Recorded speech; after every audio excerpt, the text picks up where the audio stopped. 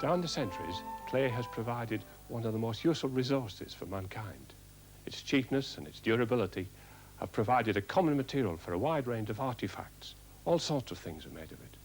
But in the hands of a craftsman, it can be transformed into articles of real value and beauty, such as this beautiful bone china.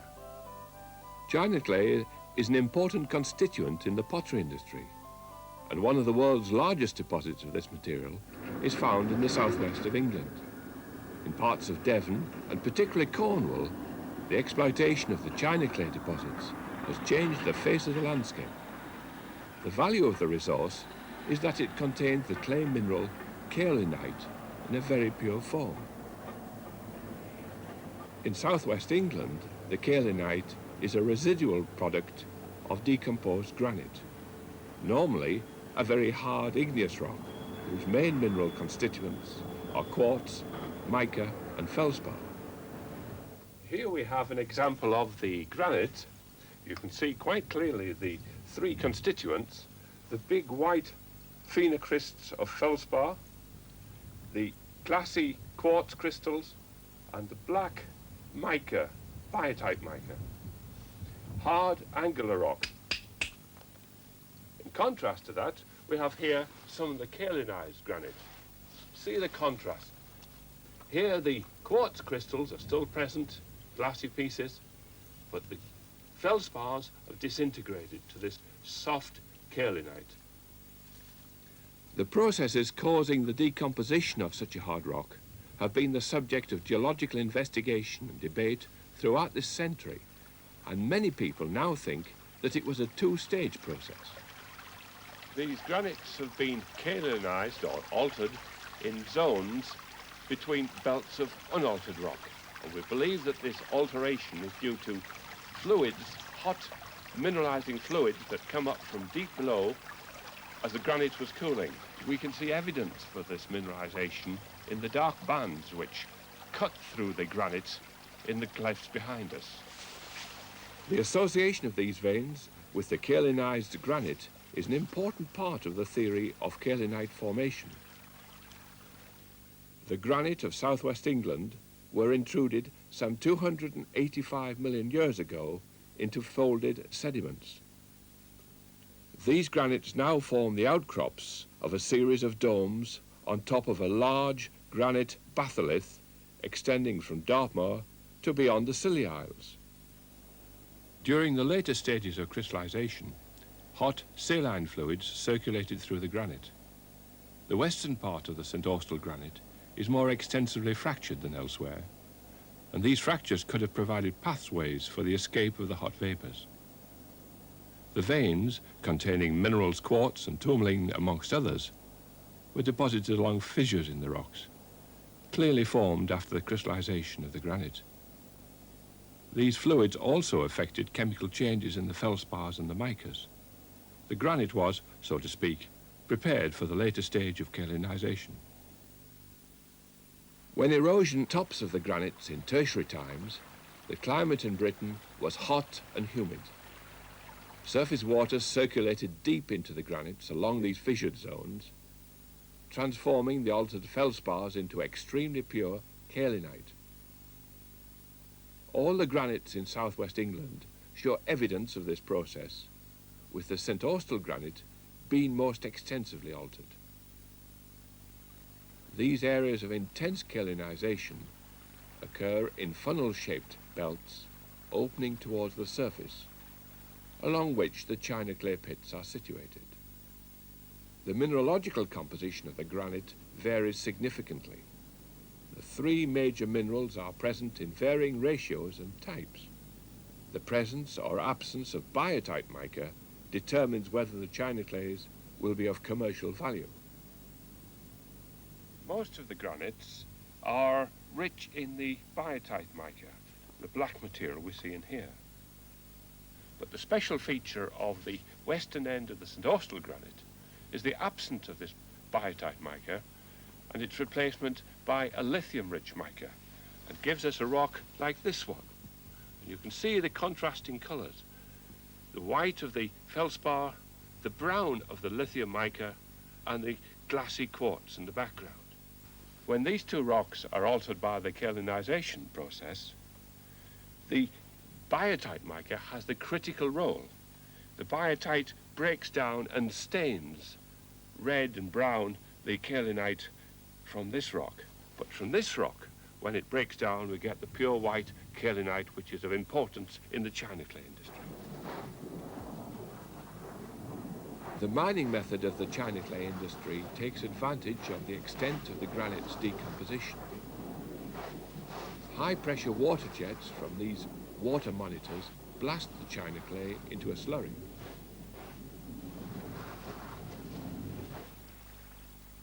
This flows into a catchment pond at the bottom of the pit, from which it is pumped into settling tanks where the clay settles out. Because the granite consists of an average of 75% quartz and mica, this is left as waste and is at present commercially of little value. The dumping of the waste quartz and mica have resulted in the distinctive landscape seen in parts of Cornwall. China clay owes its purity in part to the conditions under which it was formed, and in part to the fact that it has not been moved. A real residual clay, and it is this favourable combination of circumstances that makes the kaolinite in china clay such a valuable commodity for a wide range of uses beyond the pottery industry. While china clay is an example of a residual clay, most clays have been formed from the debris of weathered rocks, which have been transported and deposited in water, the sedimentary clay. Close to Dartmoor is the Bovey Tracy Basin, and here has accumulated another important type of clay. This is known as ball clay, special because it is rich in kaolinite and is very plastic in texture. It hasn't been derived from the china clay, but was formed by tropical weathering of the rocks forming the surrounding hills.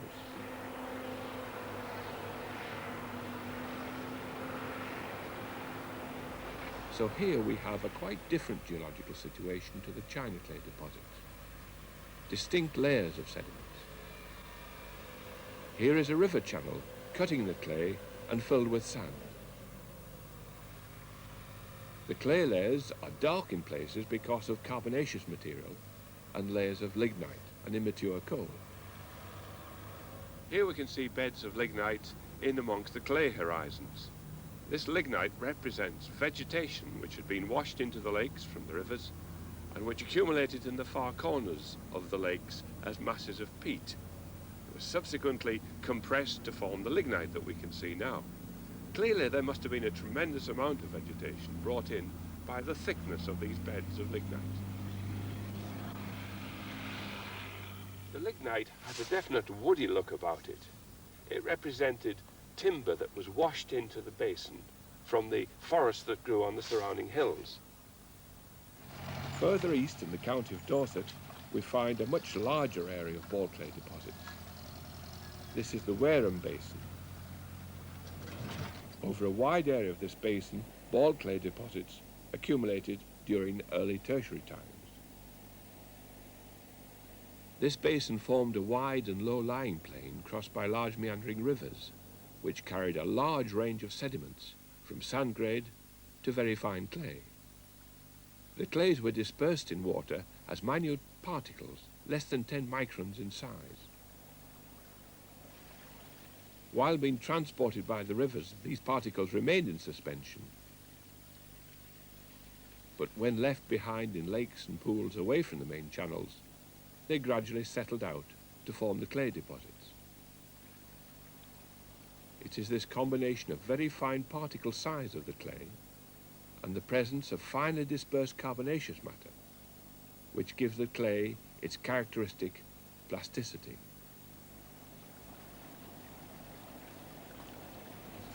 We're in one of the ball clay pits in Dorset. This material is very different to the china clay. In its essential features, its plasticity. You can see from this material here that it has got very definite plastic properties, which of course make it very useful in the pottery industry. Although the climatic conditions today are very different, we can use the modern environment of the Wareham Basin to deduce some of the physical conditions under which ball clay deposits were formed.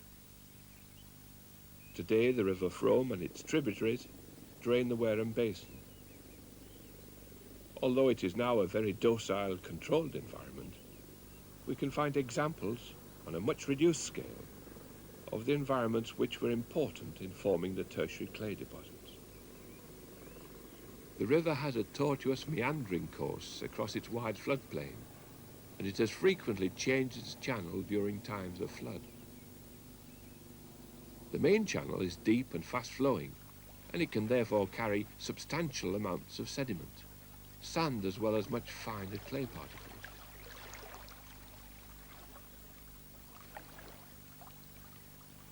Although much of the floodplain has been drained today, areas of marshy ground, small lakes and ponds in abandoned meander channels still remain. The stagnant water in these back swamps soon fills with vegetation, which dies and decomposes to yield a very acid water. Similar back swamp environments covered much of the floodplain during the formation of the Dorset ball clay deposits. Now, armed with this understanding of how the clay deposits were formed, we can look at one of the working clay pits and work out the conditions under which the different layers were deposited. One important feature of these ball clay deposits, which differs from the present day, are the red and brown layers which could only have been formed in a tropical wet climate. These layers represent horizons where the clays have been leached of many of their mineral constituents, even removing the silica and leaving an end product rich in alumina and iron oxides, and known as laterites. In Povington Pit, we tried to deduce the events that laid down a sequence of clays and sand horizons. How can we relate the sands we see at the bottom here to the white clays sitting on top of them? The contact we're looking at here is a marked change in environment from the predominantly river system into a back swamp environment. These white clays here would have been derived from a lateritic weathering profile in the upland areas surrounding Wareham. As we can see here, there's quite a bit of sand in this clay, and there is this up-defining sequence here from sandy clay into a clay silt here. Some very impressive colours here, pinks and purples. What are they due to? The colour staining here is due to oxidation of the iron minerals present in the clay. This would have occurred as a period of subaerial exposure of the clays subsequent to deposition. So we had the clay drying out above the surface and being oxidised? Yes, that is correct. Then there's a very big change. We've got this dark stuff, then light, and back into darker stuff again. This would have indicated another dramatic change in environment from predominantly this dried out back swamp environment into a lake environment with these carbonaceous clays. They are very rich in plant debris. There would have been quite a lush vegetation growing around the flood basin at the time, and this material would have been progressively filled into these lakes from rivers feeding from the main river system. Yes, we can see pieces of lignite growing through it. It's very similar to Bovey Tracy. Yes, that's correct. What about the lighter stuff then? The lighter material again indicates a return to this environment we're looking at here, except in this case the iron minerals haven't been oxidised because they've been capped by a later period of lake sediment. Yes. So they've not suffered the subaerial exposure we're looking at here. Yes. And then we're back into sands again. Yes. How does that come about? This, again, is a very dramatic change again in the environment, back to the predominantly river system. What would have happened here would have been a major change in the course of the river system when the predominantly meandering river would have spread back across this part of the basin, completely truncating the top of these clays. Right. This sequence of deposits in just one pit in Dorset indicates some of the complexities of the depositional history of ball clays. Now that we've studied the formation of the clay deposits, we will consider how they are mined. Each of these clay layers may have significant difference in chemical composition or physical properties. So they are extracted separately, one layer at a time, and transported to the stockyard for blending to suit each customer. Another crucial factor is the amount of overburden, usually sands, which needs to be removed to get at the clays. In Povington Pit, up to 30 metres of sands may need to be removed before the first pure clay horizons are exposed. Since the sands are not of any economic value in Dorset, they have to be removed and backfilled into worked out areas of the pit. This is a costly business and increases with thickness of sand overburden. A sand to clay ratio in excess of 6:1 will limit the area of clay which can be extracted profitably.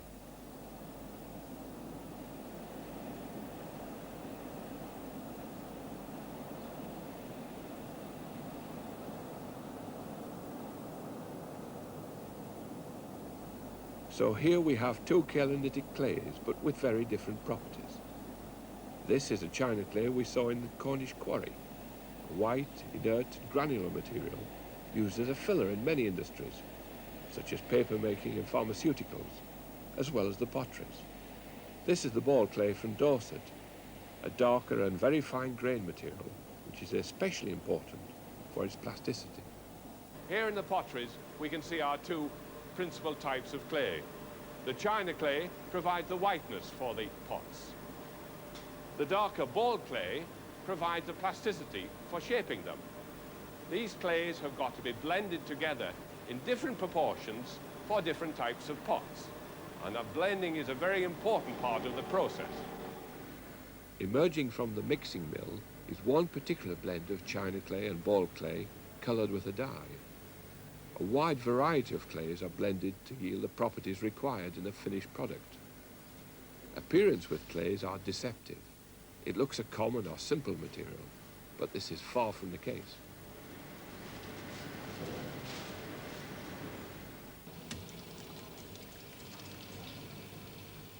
The potter's clay needs to be sufficiently soft and plastic to be moulded into any desired shape, and then retain that shape after moulding while being dried. Here the plasticity of the ball clay and the strength and rigidity of the china clay combine to produce the desired characteristics.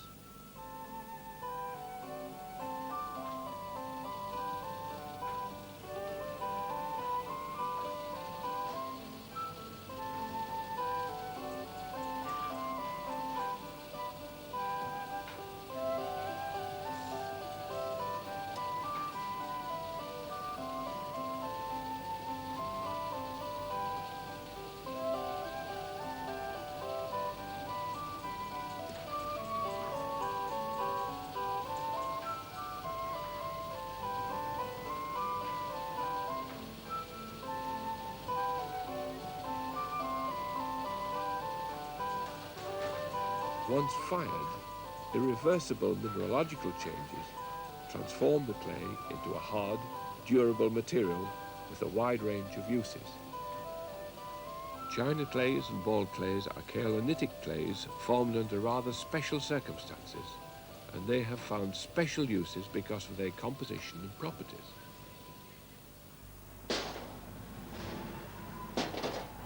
By far the greatest use of clay is for making the products used by the construction industry: bricks, tiles, chimney pots, field drains. These are sedimentary clays, often with illite as the principal clay mineral. All sorts of clays, in fact, can be used for making bricks, from consolidated carboniferous clays through to the modern alluvial clays. The brick clay exists all over the country, but by far the largest business aspect of it is here on the Oxford clay band, stretching between Peterborough in the north through to Bedford and on to Bletchley. There's a concentration here of large works, highly mechanized, producing large quantities of bricks for the market all over the country.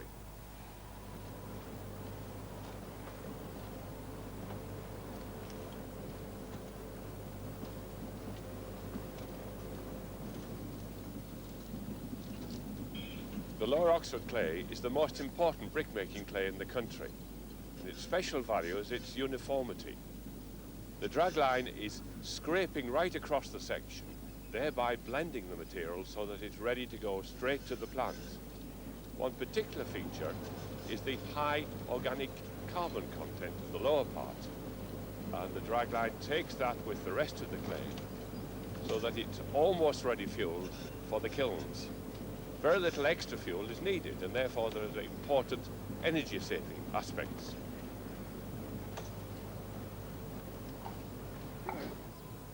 The important characteristics about any brick clay is the plasticity when it is mixed with water that it can be pressed into the required shape. Equally, its rigidity, because it's got to be able to stand in the dry stage, in the green stage, and in firing, without shrinking, without cracking, without slumping. The word clay encompasses wide variations in an important resource. Although the uses of the material can be mundane, many clays have in fact highly complex structures.